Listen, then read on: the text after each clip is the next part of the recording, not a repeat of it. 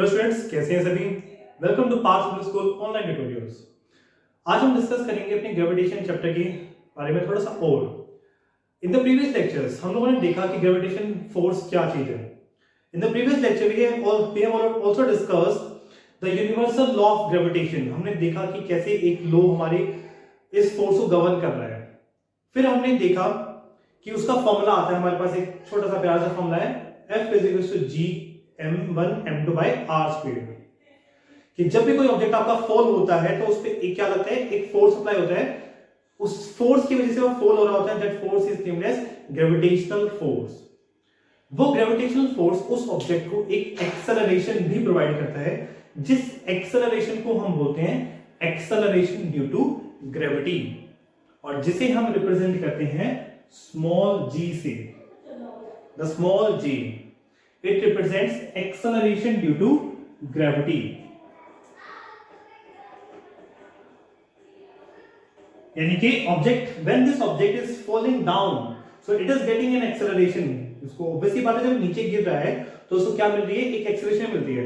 That means नीचे जाते वक्त इसकी वेलोसिटी जो है वो कंटीन्यूअसली इंक्रीज होती जा रही है आपकी, और जो एक्सेलरेशन इसे हम मिलती है उसे हम बोलते हैं एक्सेलरेशन ड्यू टू ग्रेविटी। अब हमारे पास टॉपिक आता है free fall. Now what is free fall. चलिए एक बहुत सिंपल सा क्वेश्चन आपसे पूछता हूं कि suppose we are standing on the top of a building. We are standing on the top of a building.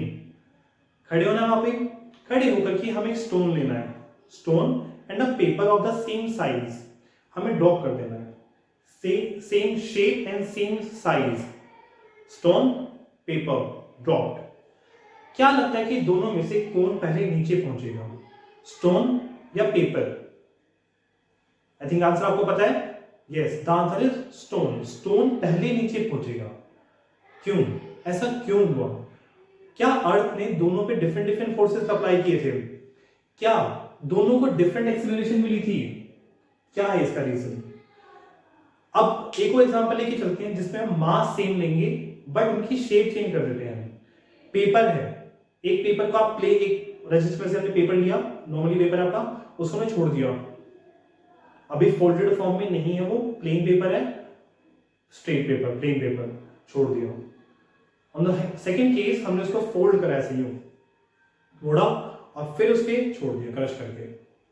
क्या लगता है किस केस में वो जल्दी नीचे पहुंचेगा। It's an obvious thing. In the second case, ये सेकंड केस में क्या हुआ कि उसका वॉल्यूम थोड़ा कम हो गया, जिसकी वजह से वो नीचे जल्दी पहुंचा।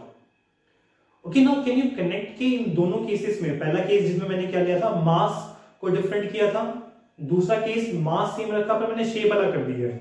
इन दोनों केसेस में क्या अप्लाई हो रहा है, किसकी वजह से इन दोनों में डिफरेंसेस आ रहे हैं। मतलब कि ऑब्जेक्ट आपका ऊपर से नीचे पहुंच रहा है with different velocities, different timing पे। क्या रीजन हो सकता है इस चीज का। इसका रीजन है एयर, हवा। हवा की वजह से ये ऑब्जेक्ट जो हैवी है उस पे लगता है एयर फ्रिक्शन कम, जो हल्का है उस पे लगता है एयर फ्रिक्शन ज्यादा। उस एयर फ्रिक्शन के होने की वजह से जो हल्के ऑब्जेक्ट्स होते हैं वो धीरे धीरे धीरे धीरे आते हैं, but on the other hand जिनका मास ज्यादा होता है वो फास्ट आते हैं यहाँ पे। अच्छा, इन अ हाइपोथेटिकल सिचुएशन मैं इन सबको हटा दूं, एयर को हटा दूं अर्थ पे से, मैंने अर्थ पे से एयर को हटा दिया परमानेंटली, खत्म। फिर क्या होगा, वो स्टोन और पेपर या पेपर की शेप चेंज जिससे मैंने फेंका था, क्या वो सेम स्पीड से, क्या वो सेम टाइमिंग पे नीचे मिलेंगे। The answer is yes. देखिए, this is known as what, free fall.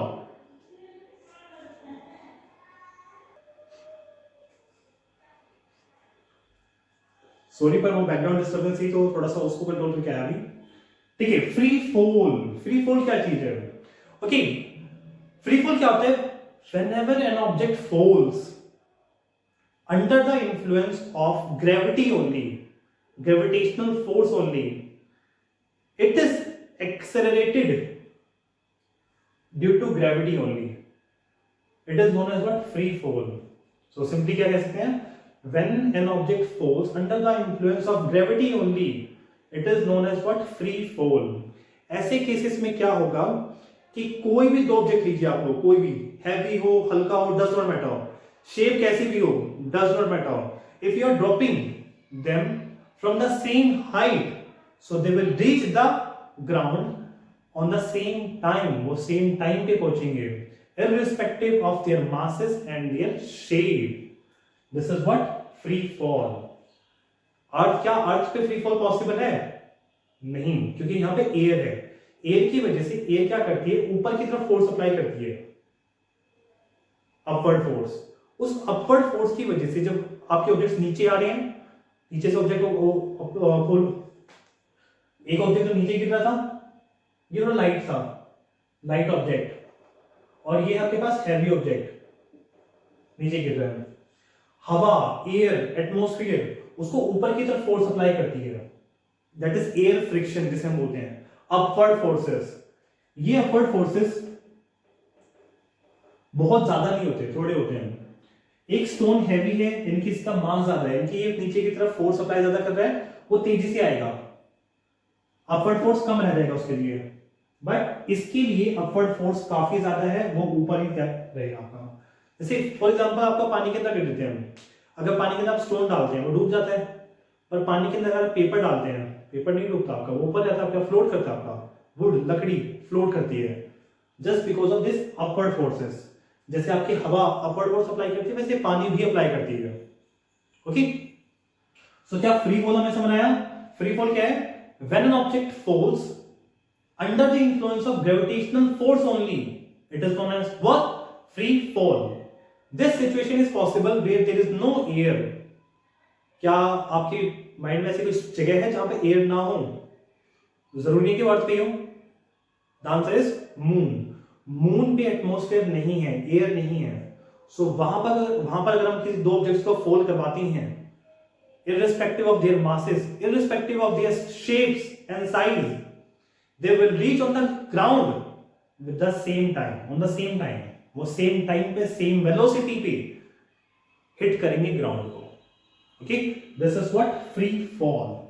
और इसकी में इस केस में ग्रेविटी जो एक्सेलरेशन मिलती है ऑब्जेक्ट को, उसे हम रिप्रेजेंट करते हैं किससे? स्मॉल जी से। चलिए स्मॉल जी की वैल्यू देखते हैं हम।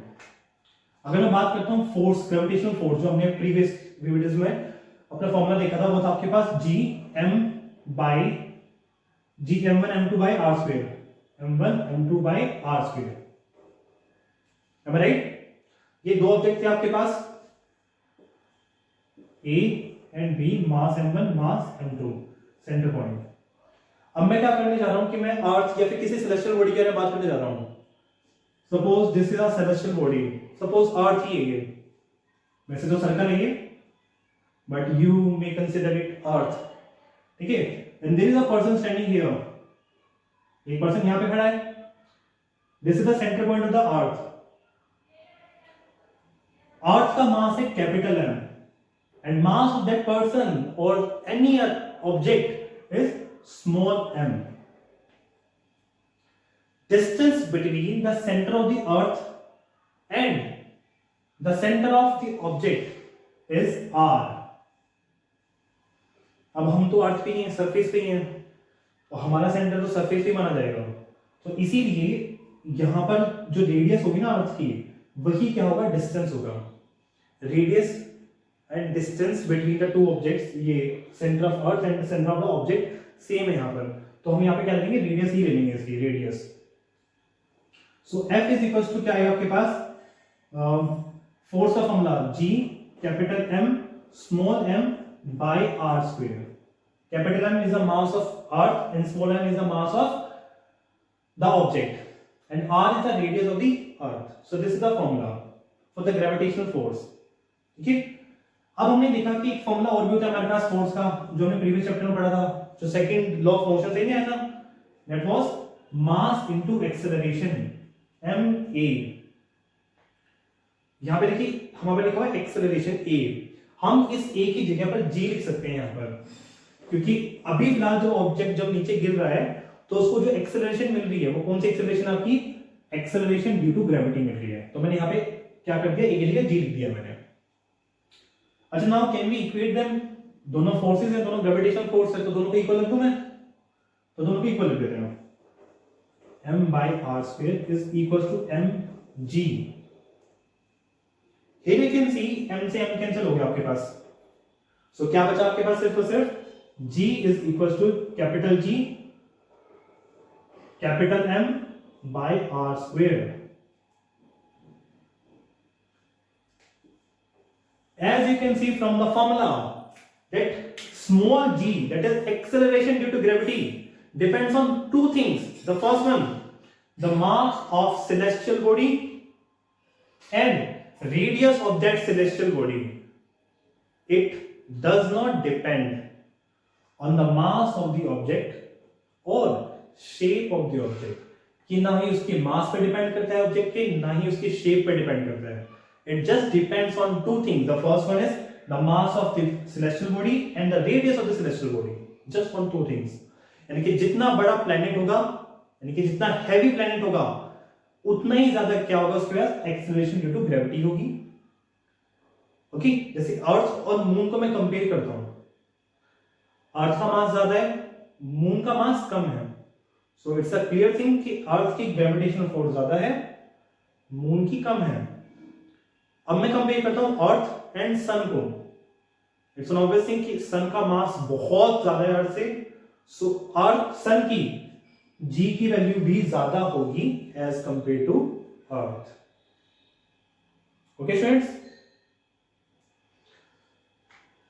ठीक है. अब आगे देखते हैं हमारे पास. अब हमारे पास जी की वैल्यूज हैं, हमारे पास कैपिटल जी की वैल्यू है, कैपिटल एम की भी वैल्यू है और आर की भी वैल्यू है हमारे पास for in the case of Earth. So can we find the value of g, small g on Earth? Can we find? हमारे पास कैपिटल जी की वैल्यू है, हमारे पास कैपिटल एम की वैल्यू है फॉर अर्थ, हमारे पास आर की भी वैल्यू है. It means radius of Earth भी है हमारे पास. So can we find the value of small ji?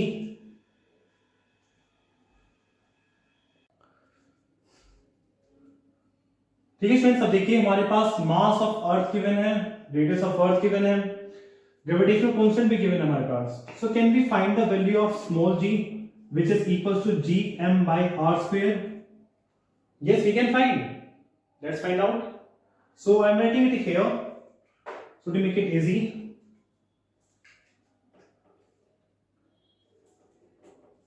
Ji M by R square, that is, okay, let's put all the values.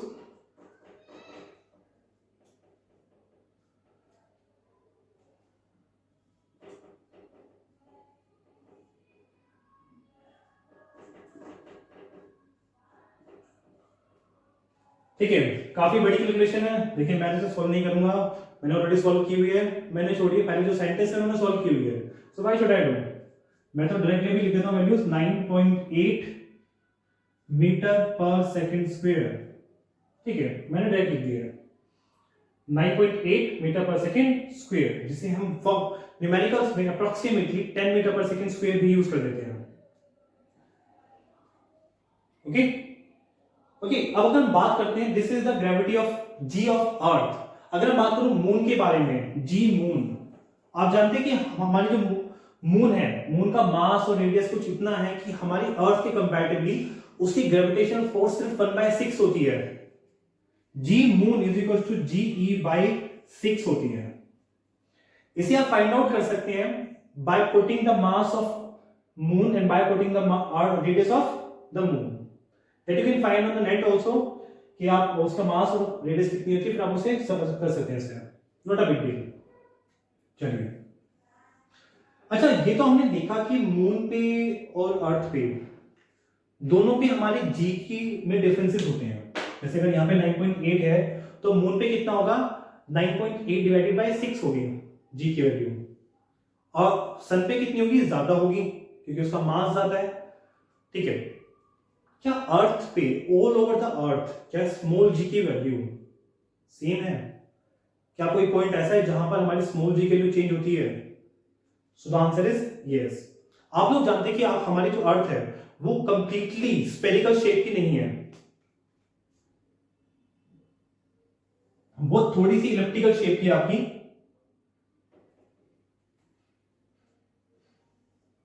जिसमें आपके पास क्या आते हैं, लॉन्गिट्यूड्स आते हैं, लैटिट्यूड्स वगैरह आते हैं। यहाँ पे आता है आपका लॉन्गिट्यूड, या फिर आप इसे बोल सकते हैं इक्वेटर बोले थे इसे, द इक्वेटर और pole. As you can see from the diagram कि इक्वेटर की लेंथ जो है ज्यादा है और पोल की लेंथ क्या है, कम है। इनके पोल, अगर मैं अर्थ की रेडियस देखता हूं फ्रॉम इक्वेटर थोड़ी ज्यादा है, एंड अगर मैं रेडियस देखता हूं अकॉर्डिंग टू पोल तो थोड़ी कम है। That means radius of Earth is greater than radius of pole. एक बार वो वाली वैल्यू यहां पुट कीजिए इस फॉर्मूले में। G आपका ज्यादा होता है अगर E कम, R कम है तो आपका G ज्यादा है अगर R कम है तो, और G कम है अगर R ज्यादा है। रेडियस ज्यादा, G कम, रेडियस कम, G ज्यादा। So can you find out कि आपकी G की वैल्यू इक्वेटर पे ज्यादा होगी या पोल पे ज्यादा होगी, बता सकते हो? जिस पे रेडियस ज्यादा वहां G की वैल्यू कम। So from this we can say that G, the value of G on the equator is less than the value of the G at P। यानी कि पोल पे ग्रेविटी जो होती है आपकी ज्यादा होती है और इक्वेटर पे ग्रेविटी क्या होती है, कम होती है। यानी कि अगर आप मोटे हो, थोड़े से हेल्दी हो और आप चाहते हो पतले होना, मतलब कि आप अपना वेट कम शो करना चाहते हो, तो आप कहां पे जाइए, इक्वेटर पे जाइए, वहां पे आपका वेट कम शो करेगा। क्यों? क्योंकि वहां पे ग्रेविटेशन जी के भी कम है आपकी। ओके फ्रेंड्स, ठीक है। अच्छा, अब क्या हो कि अगर मैं अर्थ की सरफेस के ऊपर जाऊं, मतलब आई एम स्टैंडिंग इट, हमने जितनी बात करी वो सब किस बारे में बात करी कि हम अर्थ की सरफेस पे खड़े थे। क्या हो कि मैं अर्थ की सरफेस से अगर ऊपर जाता हूं तो थोड़ी सी ऊपर गए, जैसे हम लोग थोड़ी हाइट कवर कर ली मैंने, h हाइट, तो क्या होगा? सिंपल थी, यहां डिस्टेंस बढ़ जाएगा, यहां पर r की जगह क्या आएगा, r प्लस h। अगर हाइट इंक्रीज हो जाएगी सो g की वैल्यू ऑटोमेटिकली डिक्रीज हो जाएगी। So when we go upside on the earth, यानी कि ओवर द अर्थ, हम अर्थ की जब ऊपर जाते हैं, जितना भी ऊपर जाते रहेंगे उतना ही हमारी g की वैल्यू कम होती जाएगी due to the increase of distance, distance के इंक्रीज होने की वजह से between the object and the centre of earth, जिसे हम सेंटर ऑफ ग्रेविटी भी बोलते हैं।